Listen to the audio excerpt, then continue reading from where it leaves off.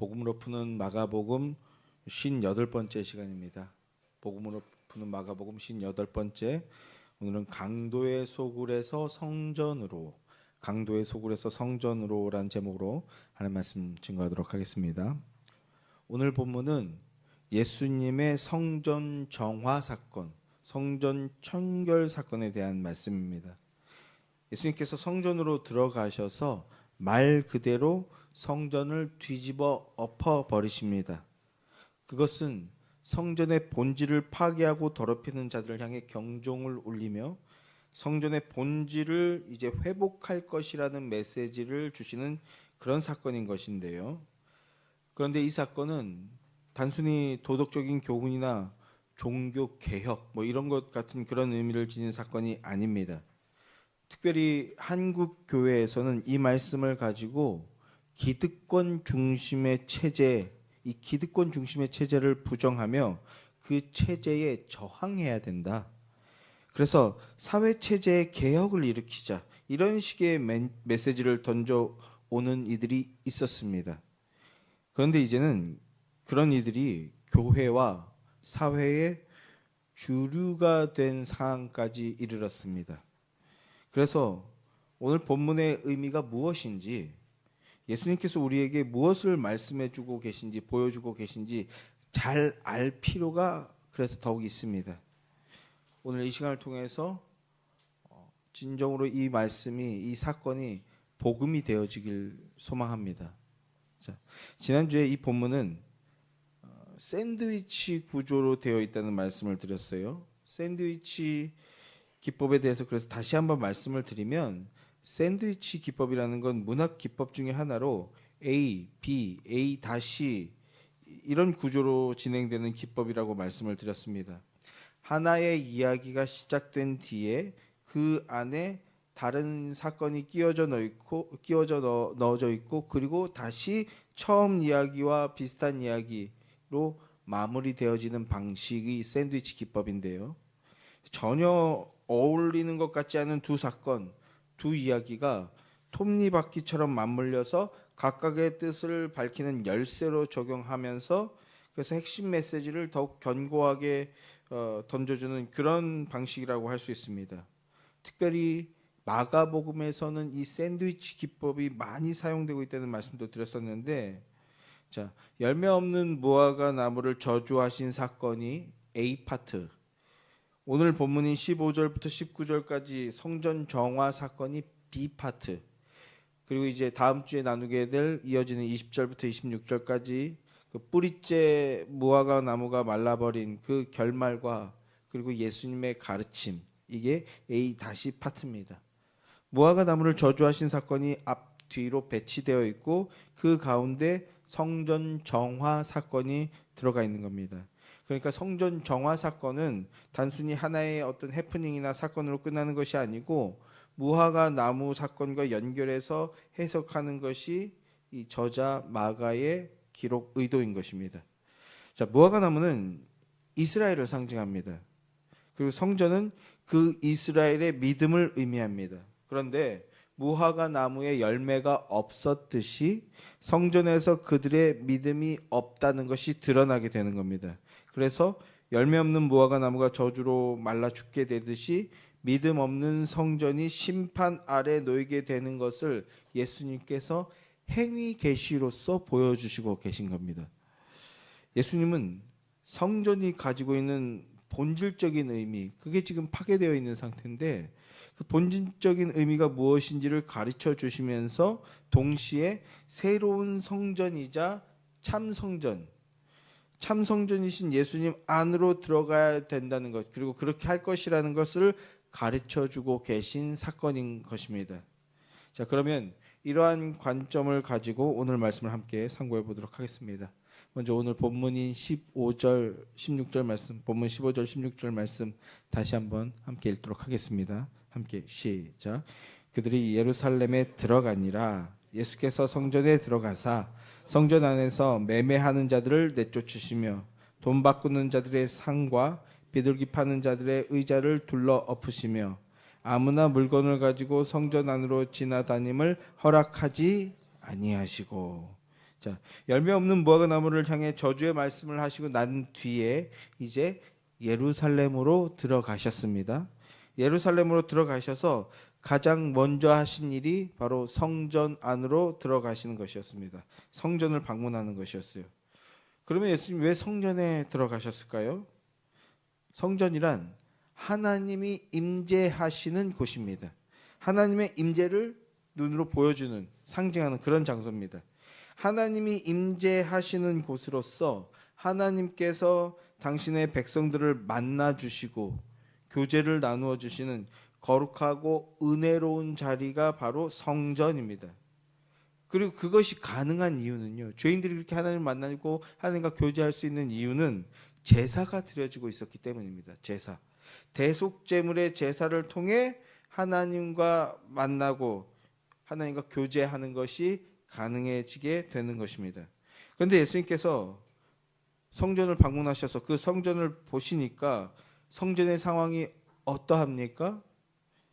자, 본문을 보면 매매하는 자들, 또 돈 바꾸는 자들, 그리고 비둘기 파는 자들, 즉 장사하는 사람들로 넘쳐나고 있는 것을 보게 되었다는 겁니다.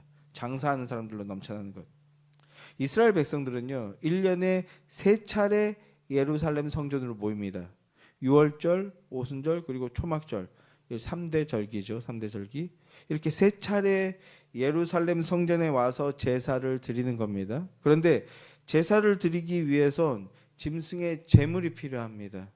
레위기 1장을 보면 짐승의 제물에 대해서 말씀하는데 흠없는 제물, 흠없는 수컷 제물로 여호와께서 기쁘시게 받으시도록 드리라, 이렇게 명령하고 있는 것을 봅니다. 대속 제물을 제사에 드려야 되는데 제물에 흠이 있으면 안 된다는 거예요. 그런데 예루살렘에서부터 먼 지역에서 오는 사람들은 제물을 그 흠이 없는 상태로 가지고 오는 게 쉽지가 않은 거죠.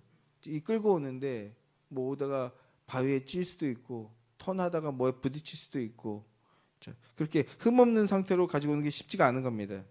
이런 식으로 여러 가지 불편함과 어려운 문제들 때문에 자연스럽게 어떤 상황이 생겼을까요?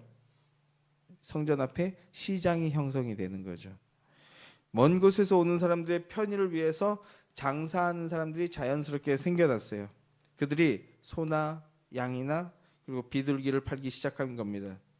그런데 그 처음부터였는지 알 수는 없지만 그냥 파는 것이 아니라 그 재물의 가격이 점점 높아지기 시작하는 거예요. 그래서 비싼 가격 때문에 사고 싶어도 살 수가 없게 되니까 어쩔 수 없이 힘이 들어도 사람들이 자기가 직접 재물을 다시 가지고 오기 시작하는 겁니다. 그런데 성전 입구에서 제사장들이 내가 보기엔 아무 문제가 없는데 그 재물에 흠이 있다고 판정을 내버리는 거죠. 통과를 안 시키는 겁니다. 그럼 어떻게 해야 됩니까? 다시 그 먼 집에 가서 다시 깨끗한 재물을 가져와야 되는데 그럼 물리적으로, 시간적으로, 그 금액적으로 한계가 있는 거죠. 그래서 어쩔 수 없이 그 시장에서 파는 물건을 살 수밖에 없는 그런 상황이 벌어지게 되는 겁니다. 제사장들이 상인들과 담합을 한 것이죠. 담합을 한 것. 통과를 받지 못하니까 어쩔 수 없이 성전 앞에서 파는 그 장사치들이 파는 그 비싼 재물을 살 수밖에 없는 그런 구조가 되어 있었던 겁니다. 그뿐 아니라 본문을 보면 또 돈 바꾸는 자들이 등장하죠. 환전하는 자들. 이 환전해주는 이들이 등장해서 폭리를 취하고 있는 겁니다. 당시에 통용되던 그 돈은 로마 황제의 얼굴이 새겨져 있었습니다. 그 동전에는. 근데 이것은 일반 생활할 때는 큰 무리가 없는데 성전 안에서는 안 되는 거예요. 하나님께서 새긴 우상을 만들지 말라 하는 하나님의 그 형상 금지 계명에 정통으로 걸리게 되는 거죠. 그래서 성전 안에서는 통용되는 돈이 따로 있는 거예요. 뭡니까? 세겔이라고 하는데, 은으로 만든 그 세겔이라고 하는데 그 돈으로 환전해야만 성전 안에서 사용이 가능했던 겁니다. 그렇게 돈을 바꿔주면서 스스로로 폭리를 취하는 그런 장사치들이 생겨난 거죠. 이렇게 하나님의 성전과 제사를 핑계로, 그리고 사람들에게 편의를 제공한다는 명목으로 자신들의 이익을 챙기는 장사꾼들과 그리고 그들과 담합한 제사장들의 모습, 그 모습들을 성전 안에서 예수님이 직접 보시게 된 겁니다. 그래서 예수님께서 성전에 들어가셔서 이 매매하는 자들을 내쫓으시고 돈 받고 드는 자들의 상과 비둘기 파는 자들의 의자를 둘러 엎어 버리셨던 겁니다. 그리고 또 16절을 보면 아무나 물건을 가지고 성전 안으로 지나다님을 허락하지 않으셨다라고 합니다. 이것은 성전이 하나님을 만나는 자리, 죄 사함을 받고 은혜를 누리는 자리가 아니라 그저 사람들이 쉽게 지나다니는, 자신들의 편의에 따라서 이용하는 그런 곳이 되어 버렸다는 겁니다. 이건 성전의 목적과 의미를 완전히 상실한 모습이자 하나님과의 관계가 완전히 끊어진 모습을 적나라하게 드러내고 있는 겁니다. 예수님이 성전을 뒤집어 엎으신 것은 계속 지금 약간 예수님 뭔가 급발진하는 듯한 인간적인 인상으로 봤을 때 그런 모습을 보이는데 결코 그런 인간적인 모습이 아닙니다. 성전의 본래 역할, 거룩과 그리고 죄인들의 죄를 씻어줌으로써 하나님과 다시 올바른 관계를 맺도록 하는 거룩한 전쟁을 벌이고 계신 겁니다. 지금 예수님께서. 근데 여기서 한 가지 정리를 좀 더 정리를 하고 넘어가야 할 것이 있습니다. 오늘날 교회도 이와 비슷한 모습을 보이고 있다는 것입니다. 이를테면 교회에서 직분을 사고 파는 행위를 얘기할 수 있죠. 직접적으로 이렇게 표현하고 있지는 않지만 그러나 여전히 권사 되려면 얼마, 장로 되려면 얼마, 감사 헌금이라는 명분으로 돈을 내야 하는 것이 여전히 관례처럼 이루어지고 있다라는 것입니다. 예전보다 많이 좋아졌지만 그러나 여전히 그런 얘기들이 들리고 있죠. 좀 큰 교회들을 중심으로 해서 내게 은혜를 주시고 직분을 주시고 사명을 주신 게 감사하다고 여겨져서 그래서 스스로 감사 헌금을 드리는 것은 아름다운 일입니다. 한국교회는 이런 선한 믿음의 고백으로 정말 가난하던 시절, 어렵던 시절에 어려움을 이겨내고 아름다운 덕을 세웠던 이야기들이 아주 넘쳐납니다. 그런데 이제 그렇게 극단적인 방법을 취해야만 교회와 사회의 어려움을 극복하는 그런 시기는 이제 지나갔어요. 예전에는 그래서 권사 되고 장로 됐다고 헌금 바쳐서 교회에 풍금도 넣고, 제가 어렸을 때 다니던 교회가 개척교회가 정말 풍금 쓰던 교회였거든요. 근데 어느 분이 헌금하셔서 피아노로 바꾸고 이러던 시절이 있었습니다. 그러나 그는 정말 가난하던 시절의 이야기라고요. 그런데 안타깝게도 여전히 어디에선가는 교회의 전통이다 또는 교회의 관례라는 이름으로 강제가 아닌 강제로 직분을 받기 위해서는 헌금을 내게 하는 그런 일들이 여전히 진행되고 있습니다. 이것이 영적인 원리로는 예수님이 보시는 그 성전의 모습과 동일한 모습이라고 할 수 있어요. 근데 여기서 저는 한 가지 더 이야기하고 싶습니다. 아직 많은 사람들이 이야기하지 않고 어쩌면 저만 이야기하는 것일 수도 있긴 한데 한 가지 더 이야기하고 싶은 게 있어요. 자, 여러분 한번 여쭤볼게요. 교회에서 바자회 하는 것, 돈 받고 물건 파는 거 이런 거 직접 해보시거나 하는 거 보신 분들이 여기도 있으시죠? 그러면 그렇게 교회에서 바자회하고 그러는 거 그거 잘한 걸까요? 잘못한 걸까요? 막 물건 돈 주고 팔고 막 선교라는 명목으로 물건 싸게 준비해서 적당한 금액에 받고 파는 거, 만약에 예수님이 오늘날 교회당에서 벌어지고 있는 그 바자회를 보신다면, 직접 오셔서 보신다면 이때처럼 뒤집어 엎으실까요? 아니면 그냥 수고한다고 칭찬하고 그냥 두고 보실까요? 어떨 것 같습니까? 표정들이 참으로 어려운 표정인데, 여러분 지금 성전의 장사치들을 뒤집어 엎고 내쫓으시는 건 그런 논리가 아닙니다. 그게 아니에요. 그건 하나님의 뜻을 왜곡하고 하나님과의 올바른 관계가 이루어지지 못하게 하나님의 법을 파괴하는 그런 행위였던 겁니다. 그래서 뒤집어 엎으셨던 거예요. 둘러 엎으셨던 거예요. 그러니까 바자야하고는 다른 얘기인 겁니다. 바자야 하면 안 된다. 그걸 오해하시면 안 돼요. 정확하지는 않지만, 그래서 제가 하고 싶은 말은 정확하지는 않지만 약 2000년대 중반쯤부터 오늘 본문에서 이 장사꾼들이 예수님께 쫓겨나게 되는 이 말씀을 가지고 마치 자본주의 시스템 자체가 문제가 있다는 식의 이야기를 하는 사람들이 나타나기 시작했어요. 사실 자본주의라는 말 자체가 이 이윤을 추구하는 시장 경제 체제를 부정하던 사람, 마르크스죠. 마르크스가 만들어낸 왜곡된 표현이잖아요. 그건 여러분 알고 계시죠? 근데 이게 그러니까 이윤을 추구하는 게 마치 잘못된 것 같은 그런 인상을 주는. 근데 이게 이 자본주의란 말이 어떤 보통 명사처럼 되어버려서 시장 경제 체제를 대표하는 그런 말처럼 되어버렸는데 사실은 좋지 않은 표현입니다. 자, 그러니까 기존 한국 교회와 한국 사회 시스템과 체제를 부정하는 나쁘게 보는 그런 인식을 가진 사람들이 성경을 가지고 왜곡된 개념을 심기 시작했다. 이게 문제라는 겁니다. 그러면서 차츰차츰 강도를 높여나가기 시작해서 오늘날의 그 자유주의 신학을 추종하는 사람들은 메이저 방송이나 이런 데 이제 목사라고 나와서 얘기하는 사람들이 대부분 이 진영의 사람들인데, 그 자유주의 신학을 추종하는 사람들은 이 예수님의 행위를 예언자적 상징의 행위라고 말합니다. 오늘 본문의 이 사건을. 그러면서 예루살렘 성전 체제는 사람들을 억압하는 부패하는 체제였기 때문에 무너뜨려야 했던 걸 보여준 거다. 믿는 자들은 그러니까 예수님의 이 행동을 모범 삼아서 예수님을 그렇게 보고 있어요. 그 롤 모델처럼. 그래서 모범 삼아서 억압하는 종교 체제나 사회 체제를 붕괴시켜야 한다. 개혁해야 한다. 혁명을 일으켜야 된다. 이런 말들을 해오고 있었다라는 겁니다. 지금도 하고 있고요.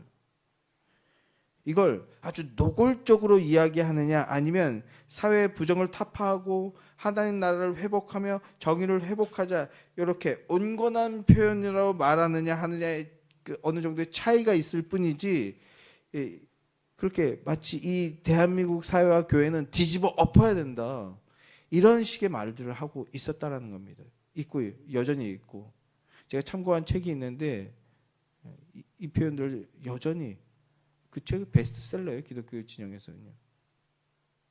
여전히 그렇게 주장하고 있고, 이런 거짓된 구원관과 거짓된 교회론을 주장하는 이들이 어느새 한국 교회의 주류 세력이 되어버렸다고 할 수 있는 게 오늘날 한국 교회의 실정이라는 겁니다. 우리 성도님들도 이거에 대해서 문제의식을 깊고 정확하게 가지게 되기를 원합니다. 성도 여러분, 열매 없이 잎사귀만 풍성한 나무처럼 복음 없이, 예수 없이, 예수 생명 없이 그저 복음의 겉모양만 흉내내는 거짓과 위선의 무리들이 교회 안에서 다른 복음, 즉 거짓 복음을 충만하게 전하는 것, 이것이 성전의 본질을 파괴하는, 그래서 예수님이 성전을 뒤집어 엎어버린 바로 그 장사 행위인 겁니다. 자, 예수님께서 성전에 들어가서 성전 안에 매매하는 자들, 돈 바꾸는 자들, 비둘기 파는 자들을 뒤집어 엎어버리시고 쫓아내 버리신 것은 성전의 본질을 무너뜨리고 하나님의 언약과 구원을 파괴하는 것들을 깨끗이 치워버리시고 폐기하시는 그런 사건이었던 겁니다. 그래서 예수님의 이 사건을 가리켜서 성전 정화 사건이라고 이야기합니다. 그런데 이걸 단순히 성전을 정화하고 청결하게 한 사건으로만 보는 것, 그건 성경을 부족하게 보는 겁니다. 왜냐하면 주님께서 성전을 정화하신 것은 단순히 성전의 어떤 불순물들을 제거했으니 이제 성전에서 다시 제대로 된 제사를 드리라 라고 하신 것이 아니기 때문입니다. 그게 아니라 모세 때부터 시작해서 구약시대 내내 드려졌던 모든 제사와 제물들은 뭡니까? 바로 오실 메시아, 하나님의 아들이신 예수 그리스도를 가리키는 것이었다라는 것을 보여주시는 그런 사건인 겁니다. 성전을 깨끗이 해서 제사를 다시 잘 드리게 하는 것이 아니라 성전과 그 제사와 그 제물이 가리키던 실체가 왔다라는 것을 보여주시는 겁니다. 그러니까 진짜 성전이 무엇인지를 가르쳐 주시고 계신 것입니다. 고쳐서 다시 제대로 해 이게 아니고 개혁. 성경이 말하는 개혁은 본질을 회복하는 것이거든요. 이 본질을 회복하러 오신 것이라고요. 자, 우리 성경 한 절 읽읍시다. 히브리서 9장 10절 말씀입니다.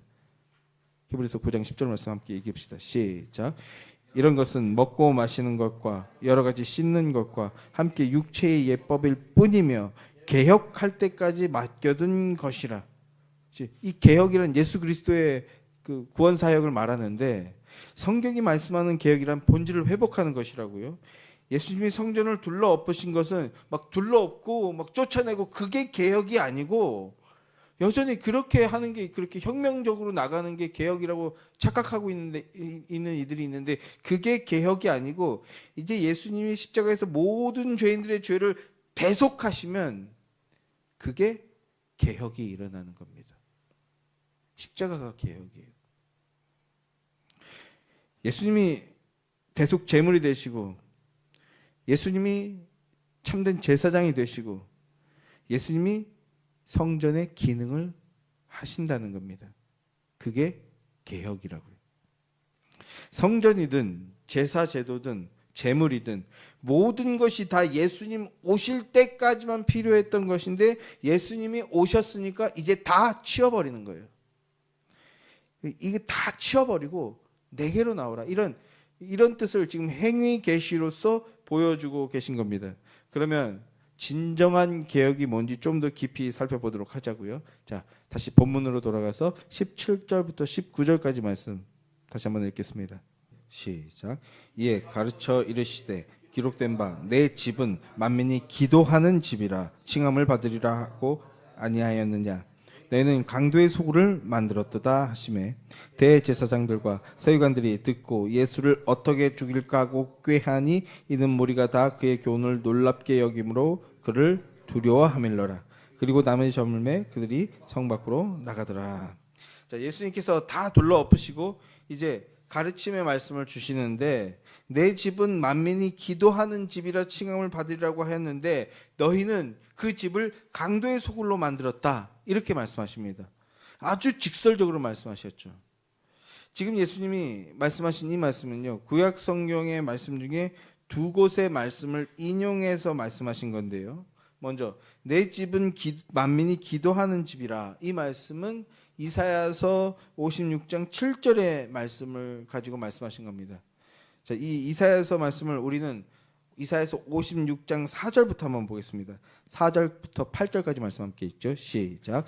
여호와께서 이와 같이 말씀하시기를 나의 안식일을 지키며 내 기뻐하는 일을 선택하여 나의 언약을 굳게 잡는 고자들에게는 내가 내 집에서 내 성 안에서나 아들이나 딸보다 나은 기념물과 이름을 그들에게 주며 영원한 이름을 주어 끊어지지 아니하게 할 것이며 또 여호와와 연합하여 그를 섬기며 여호와의 이름을 사랑하며 그의 종 되며 안식일을 지켜 더럽히지 아니하며 나의 언약을 굳게 지키는 이방인마다 내가 곧 그들의 나의 성산을 인도하여 기도하는 내 집에서 그들을 기쁘게 할 것이며 그들의 번제와 희생을 나의 제단에서 기꺼이 받게 되리니 이는 내 집은 만민이 기도하는 집이라 일컬음이 될 것임이라.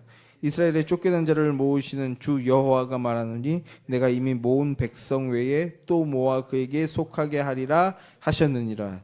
자, 먼저 말씀을 보면 고자가 나오고 또 이방인이 나오는데요. 이거는 성전에 들어올 수 없는 자들을 가리키는 겁니다. 그런데 여호와께 연합한 자는 유대인이든지 이방이든지 고자든지 누구라도 하나님의 성산, 즉 성전으로 인도하여서 기쁨을 주겠다라고 말씀하고 계십니다. 그러면서 그 근거를 여호와와 연합하는 것이라고 말씀하고 있는데요. 그러면 여호와와 연합하는 것이 무엇인가? 6절 말씀을 보면 안식일을 지키며 또 언약을 붙드는 것이 여호와와 연합하는 것이다 라고 말씀해 주고 계십니다. 그럼 안식일을 지키는 건 뭐냐? 십계명에서 안식일에는 아무도 일하지 말라라고 말씀하시는데, 그러면 안식일날 아무 일도 안 하면 그게 안식일을 지키는 것일까요? 아무 일도 안 하면 말씀 그대로 그냥 안식일에 일을 하지 않는 것은요, 우리에게 안식을 주는 것이 우리의 힘과 능력이 아니라 오직 하나님의 은혜로만 되어지는 것이라는 것을 믿는 고백인 겁니다. 아무 일도 하지 않는 것은. 예수 그리스도 안에 속할 때 참되고 영원한 안식을 누리게 된다는 그 말씀인 겁니다. 이 믿음이 안식일을 지키는 것입니다. 언약을 붙드는 것도 마찬가지입니다. 언약이란 하나님께서 여자의 후손 메시아를 보내주신다는 것입니다. 제사를 드리는 것은 그 언약이 나에게 반드시 이루어질 것을 믿는다라는 거예요. 여자의 후손, 하나님의 아들 메시아께서 우리의 대속주로 오실 것을 믿음으로 바라보면서 제사를 드리는 것, 이것이 언약을 붙드는 것이었습니다. 그러니까 안식일을 지키는 것이나 언약을 붙드는 것이나 다 오실 메시아, 구약 백성들의 입장에서 오실 메시아 예수 그리스도를 모형하고 예표하는 것이라는 것을 지금 우리는 이제 잘 알고 있죠. 그들도 믿음으로 그것을 보았고, 이런 언약 예언의 말씀을 인용하면서 상을 엎으신 것은, 예수님께서 상을 엎으신 것은 이제 예수님이 강도의 소굴이 되어 있는 성전을 폐하시고 참 성전을 세우실 것을 미리 보여주시는 사건이었던 겁니다. 예수님이 참 성전을 세우시면 고자든지 이방인이든지 유대인이든지 그 누구라도, 그 어떤 죄인이라도 예수 그리스도를 영접하는 자는 예수님이 세우시는 그 참 성전 안으로 모아주신다, 드려주신다라는 것입니다. 근데 그 예수님이 세우시는 참 성전은 또 뭡니까? 이 교회당입니까? 어디 가면 무슨 성전이라고 그 성전이란 건물을 몇 개씩 가지고 있는 건물들도 있죠. 교회들도 있잖아요. 그겁니까? 이 말을 제가 거의 10년째 반복하고 있는데 여전히 명확하지 않은 인들이 간혹 보게 돼요. 자, 예수님이 세우시는 참 성전이 뭔지 요한복음 2장 19절부터 22절 말씀 함께 읽겠습니다. 함께 시작. 예수께서 대답하여 이르시되 너희가 이 성전을 헐라 내가 사흘 동안 일으키리라. 유대인들이 이르되 이 성전은 46지역건을 내가 3일 동안에 일으키겠느냐 하더라. 그러나 예수는 성전된 자기 육체를 가리켜 말씀하신 것이라. 죽은 자 가운데서 살아나신 후에야 제자들이 이 말씀하신 것을 기억하고 성경과 예수께서 하신 말씀을 믿었더라. 자, 구약의 성전이 무엇을 가리키고 있었으며 또 예수님이 세우실 참 성전이 무엇이라고 지금 말씀하고 계십니까? 성전된 뭐요? 자기 육체. 성전된 자기 육체를 가리켜 말씀하신 것이라고 이렇게 기록하여서 우리에게 전해주고 있습니다. 성전이라는 것은 예수님을 예표하는 것이었다라는 겁니다. 근데 사람들은요, 헤롯 성전, 건물에 든 성전을 이야기하는 것으로 오해하고 있었어요. 근데 이 바리새인들 혹은 예수님께 대항하는 자들뿐만 아니라 저도 그렇게 생각했습니다. 이전에 일반 성도일 때 그 기억이 있어요. 말씀을 들으면서 이 말씀, 그때 본문이 이 요한복음 2장이었나요? 이 말씀을 들으면서 야, 저걸 어떻게 헐겠다는 거예요? 어떻게 세운다는 거예요? 이해를 못했던 그런 기억이 있습니다. 성경에서 근데 이렇게 예수님께서 직접 자기 육체를 말한 것이다라고 이렇게 말씀하고 있는데도 못 알아들었어요. 내가 보고 싶은 것, 내가 듣고 싶은 것만 들었던 거겠죠. 그런데 신학교 가고 특별히 유도신 목사님을 통해서 복음을 접하게 됐을 때 이미 이렇게 말씀하고 계셨는데 어떻게 이렇게 모를 수가 있었을까? 어떻게 이렇게 못 알아들을 수 있었을까? 이런 반성을 했던 기억이 있습니다. 자, 그래서 이 헤롯 성전이 사람들은 헤롯 성전을 얘기하는 거라고 생각했어요.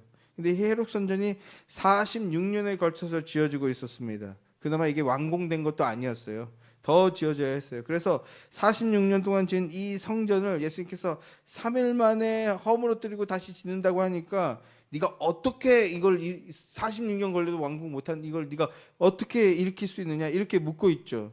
그러나 이 3일 만에 성전을 세운다는 말의 진의를 이제 저와 여러분은 잘 알고 있는 줄로 믿습니다. 예수 그리스도의 대속의 십자가로 얻게 될 참되고 영원한 하나님 나라를 의미하는 것이라는 것을 있는 줄로 믿습니다. 아멘.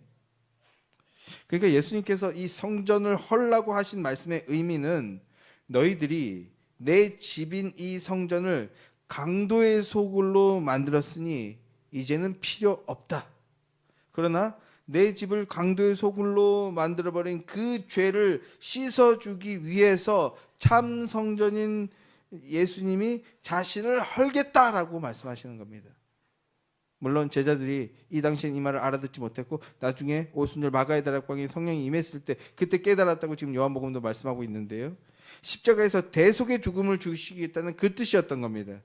그리고 이제 건물로 된 성전이 아니라 부활하신 예수님이 품고 거하며 만나서 교제하는 완전하고 영원한 성전이 되어 주시겠다라는 그 말씀을 하고 계신 겁니다. 예수님이 성전이시라는 겁니다.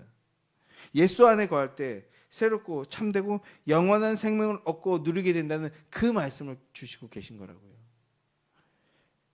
자, 계속 이어서 말씀해 봅시다. 예수님께서 두 번째 인용하신 말씀은 강도의 소굴을 만들었다라고 하는 이 말씀은요, 예레미야에서 나오는 말씀입니다. 예레미야 7장 11절의 말씀인데요. 우리는 1절부터 11절까지 먼저 보자고요. 자, 먼저 1절부터 4절까지 말씀 한번 함께 읽겠습니다. 시작. 여호와께로부터 예레미야에게 말씀이 임하느냐 이르시되 너는 여호와의 집 문에 서서 이 말을 선포하여 이르기를 여호와께 예배하러 이 문으로 들어가는 유다 사람들아 여호와의 말씀을 들으라. 만군의 여호와 이스라엘 하나님께서 이와 같이 말씀하시되 너희 길과 행위를 바르게 하라. 그리하면 내가 너희로 이곳에 살게 하리라. 너희는 이곳이 여호와의 성전이라 여호와의 성전이라 여호와의 성전이라 하는 거짓말을 믿지 말라. 오늘 그 어떤 교회들처럼 그렇게 건물 지어놓고 여호와의 성전이라고 하는 게 아니라 하나님께서 지으라고 허락해 주신 성전인데 그 성전이 여호와의 성전이라고 하는 거 그거 거짓말이라고 지금 하나님 말씀하고 계시죠. 예레미야가 성전 제사를 드리는 시대에 성전에서 제사를 드리는 사람들을 향해서 이게 성전이라고 하는 거 그 말 그거 거짓이라고 하나님께서 말씀하신다 이렇게 전하고 있습니다. 이게 왜 그러냐 하면 이스라엘이 하나님의 말씀을 거역하고 그리고 우상 숭배를 하고 있었기 때문입니다. 그런데 성전은 거룩한 곳이기에 자기들의 마음과 행실이 어떠하든 성전에만 있으면 자기들도 거룩해진다 이렇게 생각을 하고 있었다는 거예요. 우리도 간혹 그런 농담 하잖아요. 일주일 완전히 개차반처럼 살다가 그래도 교회당 왔으니까 다 용서됐겠지. 다 깨끗해졌겠지. 거룩해지겠지. 교회당에 왔으니까 이대로면 성전에 왔으니까 깨끗해지겠지. 거룩해지겠지. 이런 생각을 하고 있었다는 겁니다. 여호와의 말씀을 거역하면서 자기들을 기만하고 그리고 사람들을 그렇게 세뇌시키고 있었다는 거예요. 대제사장을 중심으로 해서. 그래서 하나님이 그런 말 하지 마라. 그런 말 믿지 마라. 건물 자체가 중요한 게 아니고 제사 의식이 중요한 게 아니고 너희의 길과 행위, 즉 마음과 믿음이 중요하다라는 그런 말씀을 하고 계신 겁니다. 자, 계속 5절부터 11절까지 말씀 읽어보죠. 함께 시작. 너희가 만일 길과 행위를 참으로 바르게 하여 이웃들 사이에 정의를 행하면 이방인과 고아와 과부를 압제하지 아니하며 무죄한 자의 피를 이곳에서 흘리지 아니하며 다른 신을 뒤따라 하를 자초하지 아니하면 내가 너희를 이곳에 살게 하리니 곧 너희 조상에게 영원 무궁토록 준 땅이니라. 보라 너희가 무익한 거짓말을 의존하는도다. 너희가 도둑질하며 살인하며 간음하며 거짓 맹세하며 바알에게 분향하며 너희가 알지 못하는 다른 신들을 따르면서 내 이름으로 일컬어 이 집에 들어와서 내 앞에 서서 말하기를 우리가 구원을 얻었나이다 하느냐. 이는 이 모든 가증한 일을 행하여 함이로다. 내 이름으로 일컫는 바 이 집이 너희 눈에는 도둑의 소굴로 보이느냐. 보라 나 곧 내가 그것을 보았노라 여호와의 말씀이니라. 자, 여호와께서 너희가 내 집을 도둑의 소굴로 만들고 있는 것을 내가 보았다. 이렇게 엄중한 말씀을 하시고 계십니다. 내가 봤다. 그래서 예레미야에게 성문 앞에 서서 사람들을 막고 이 이야기를 전해라. 이렇게 하신 거예요. 예레미야가 목숨 걸고 지금 그 일을 하고 있는 거죠. 너희의 길과 행위를 올바르게 하지 않으면 이곳에 못 들어간다. 이렇게 말하고 있어요. 그런데 길과 행위를 바르게 한다는 건, 길과 행위를 바르게 한다는 것은 마음과 행동을 주님께 의탁하며 주님의 말씀에 순종하는 믿음을 말하는 겁니다. 악인의 길을 따르지 않고 하나님께 마음을 드리면, 그 행위를 올바르게 하면 성전에 살게 된다는 겁니다. 성전 안에 내 백성 된다는 거죠. 그런데 예레미야를 통해서 무슨 말씀하고 계십니까? 그렇게 하지 않으면 이 땅에서 쫓겨나게 될 것이다 라고 하십니다. 이게 예레미야서의 핵심이잖아요. 쫓겨나게 된다. 그래서 후에 왕족들과 귀족들이 바벨론의 포로로 끌려가게 되고 결국 예루살렘 성과 성전이 불타 없어져 버리게 되죠. 주의 말씀에 순종하지 않고 마음을 돌이켜 회개하지 않았기 때문인 겁니다. 겉모습으로는 잎사귀가 풍성한 나무처럼 제사 잘 드리고 율법 잘 지키는 것 같이 했지만, 그러나 그들의 본 모습은 세상을 사랑하고, 그래서 우상 숭배하는 게 그들의 본 모습이었어요. 그리고 또 권력 있는 사람들은요, 사람들을 압제했습니다. 고아와 과부와 나그네, 그리고 가난한 사람들을 무시하고 학대하는 것을 하나님이 다 보셨다는 겁니다. 그러면서도 겉으로는 절기 잘 지키고 제사 열심히 드리는 그런 신용을 하고 있었다라는 거예요. 그게 이스라엘 백성이었어요. 그러나 하나님은 결국 그들의 위선을 폭로하며 그것은 여호와의 성전이 아니다. 너희가 행하는 제사는 내가 받지 않는 제사다. 이렇게 말씀을 하시는 겁니다.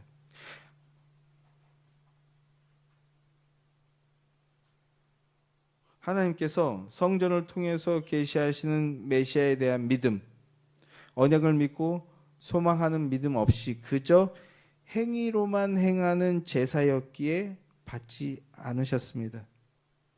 그건 또 다른 우상 숭배였을 뿐이었기 때문입니다.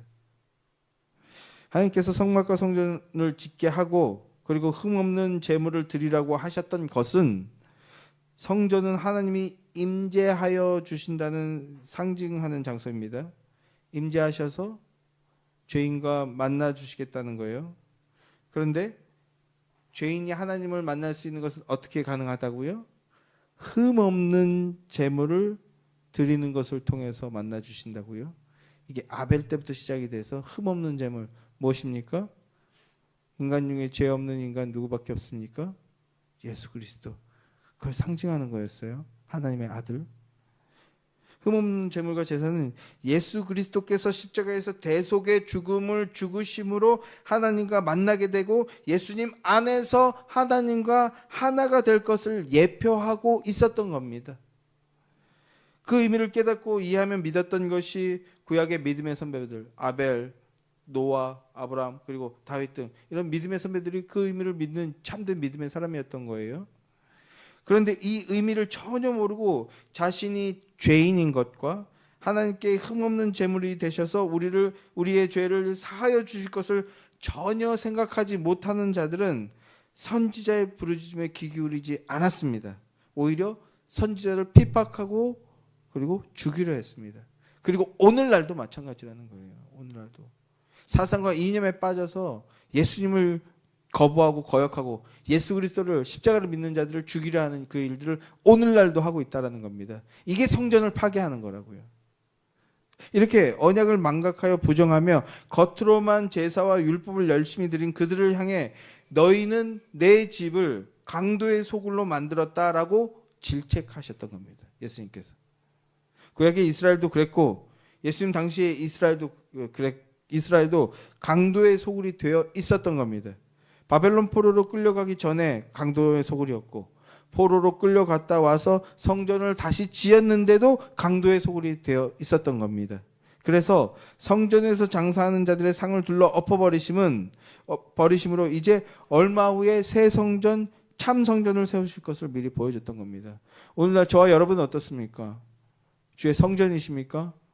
아니면 강도의 소굴을 만들어 버리셨습니까? 지금 거기에 소망의 말씀을 주시고 계신 겁니다.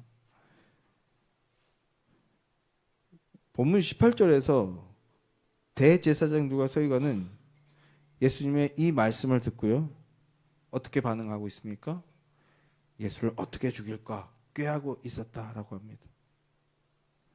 하나님의 율법과 율례와 규례를 통해서, 그리고 구약 역사 전체를 통해서 참 성전은 오직 하나님의 능력으로만 세워진다는 것을 가르쳐 주셨어요. 그리고 예수님은 내가 십자가를 지고 너희의 죄를 다 속함으로 너희를 참 성전 안에 거하는 인생이 되게 하겠다, 하나님과 함께하는 자가 되게 하겠다, 이렇게 복음을 말씀해 주셨어요. 그러나 대제사장과 서기관들은 이 복음이 듣기가 싫었던 겁니다. 그래서 반응이 저거 죽여야 되겠다라고요. 그게 강도의 소굴입니다. 하나님의 말씀을 부정하고 거부하는 것, 그리고 자기의 지식과 열심과 노력을 믿는 것, 이게 강도의 소굴인 상태라고요. 다시 한번 여쭤볼게요. 여러분은 어떠십니까? 하나님 앞에 겸손하게 엎드리고 계십니까?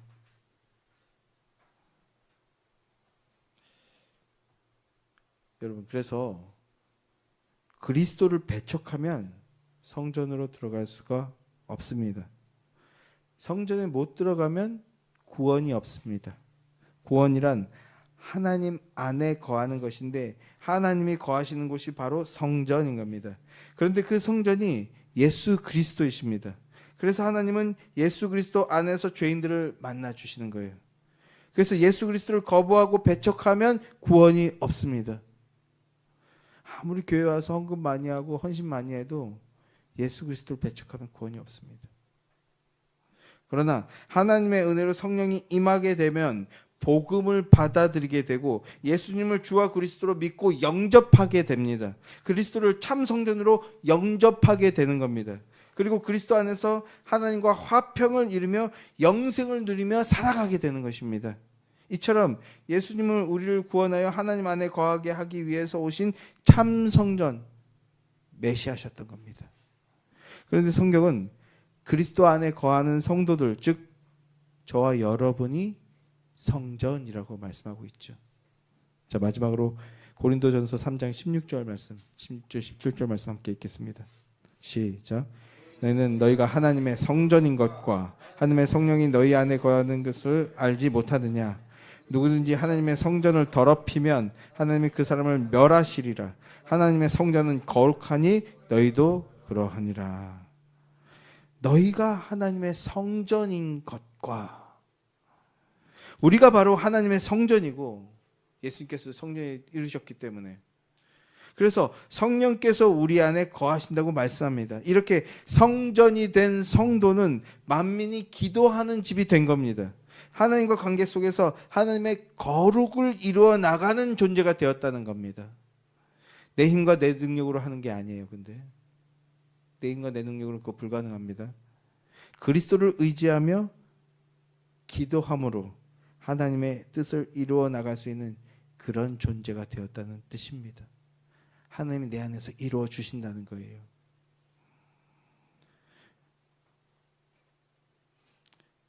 그것이 강도의 소굴이 성전으로 거듭나게 된 것입니다.